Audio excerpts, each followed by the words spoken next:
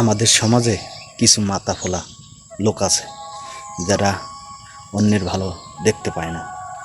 যদি আপনি একটা ভালো কাজ করেন, দেখবেন তাদেরকে আপনি বলেন নাই, কিন্তু সেখানে তারা উপস্থিত হয়েছে একটা গ্যাঞ্জাম বাঁধানোর জন্য, একটা সমস্যা সৃষ্টি করার জন্য। এই ধরনের লোকদের থেকে দূরে থাকুন, এদেরকে চিনুন, এদের থেকে দূরে থাকুন। তাহলে আপনার জীবন সুন্দর হবে, আপনার লক্ষ্য উদ্দেশ্য সফল হবে। দেখবেন আপনি তাদেরকে বলবেন না কোনো কিছু, কিন্তু তারা সেই স্থানে গিয়ে, সেই অবস্থানে গিয়ে তারা একটা গ্যাঞ্জাম বাঁধাবে, একটা সমস্যা সৃষ্টি করবে। এই ধরনের লোকদের উদ্দেশ্যই থাকে বানচাল করে দেওয়া।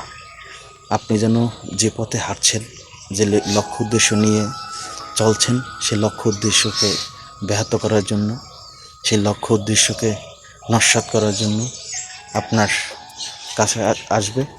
আপনি তাদেরকে বলবেন না, কিন্তু তারপরও তো আপনার সমস্যা সৃষ্টি করার জন্য আপনার কাছে আসবে। আপনার কাছে এসে আপনাকে সমস্যা ফেলে দিবে। এই ধরনের লোকদেরকে প্রতিনিয়ত আপনার চিনেন। আপনার লক্ষ্য উদ্দেশ্যকে মতো যাওয়ার জন্য আপনি যে পথে এগোচ্ছেন, কিন্তু সেই পথে আপনাকে তারা যেতে দেবে না। তারা সেই পথে বাধা সৃষ্টিকারী। এই ধরনের লোকদের থেকে দূরে থাকুন, এদেরকে চিনুন, এদেরকে প্রতিহত করুন। এরা আপনার, আমার, সমাজের চিরশত্রু। এরা মনে করছেন যে ভালো কাজ করছে, এরা মোটেও ভালো কাজ করে না। এরা যেখানে সমস্যা আছে সেখানে আরও সমস্যা বাঁধিয়ে দেয়। আপনি ভালো একটা কাজ করবেন, সেখানে গিয়ে একটা সমস্যা সৃষ্টি করবে। আপনার লক্ষ্য উদ্দেশ্য মতো যাওয়ার মতো সেই স্থানটা আপনার তৈরি করতে দেবে না।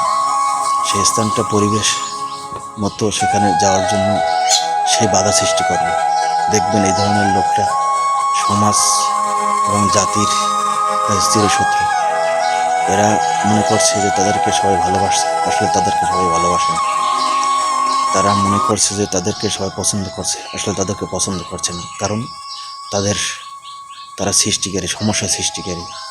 আপনার লক্ষ্য উদ্দেশ্য মতো যাওয়ার জন্য আপনি যে পথে এগোচ্ছেন, দেখবেন সেখানে এসে বাধা হচ্ছে। এই ধরনের লোকরা চিরশত্রু। প্রত্যেকটা ব্যক্তির, প্রত্যেকটা সমাজে এই ধরনের লোক, কিছু কিছু লোক আছে। এই ধরনের লোকরা নিজেরা তো ভালো কিছু করছেই না, অন্যরা যদি ভালো কিছুর জন্য আগাচ্ছে, ভালো কিছু করার চেষ্টা করছে, সেখানে গিয়ে একটা বাধা সৃষ্টি করবে। দেখবেন এই ধরনের লোক আপনি পাবেন। আমি কি ভুল বললাম না সত্যি বললাম, সেটা কমেন্ট বক্সের মাধ্যমে জানিয়ে দিন আপনার নিজস্ব মতামত। আল্লাহ হাফেজ।